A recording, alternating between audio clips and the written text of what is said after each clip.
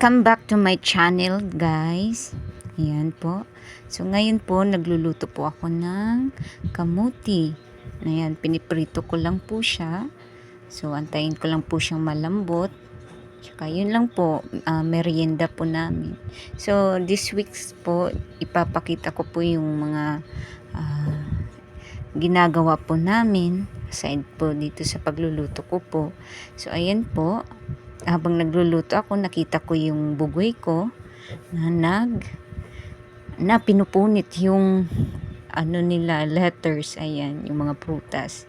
So ayan, so may balak po talaga siyang punitin niya. So ayan, tuwang-tuwa po siya, ayan, kasama yung kapatid niya, ate niya.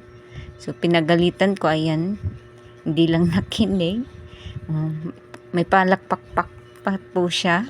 So ayan,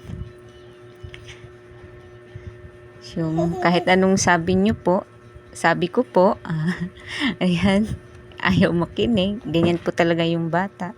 So after po that, gumala kami, ayan, para po makapaglaro din po sila sa outdoor.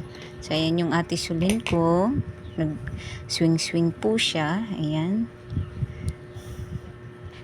So hello daw po, guys, ayan, nakangiti, ayan. Ang ngiti. Ayun po, lablab yan ni mama, ang ate Sulin. Pati po yung bunsoy ko, ayan, napakabugoy, ayan. Hindi natatakot, oh, may patalon-talon pa.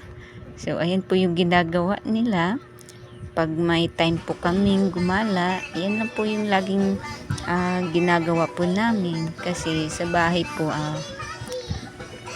naglalaro din po sila, pero hindi po katulad niyan na madaming mga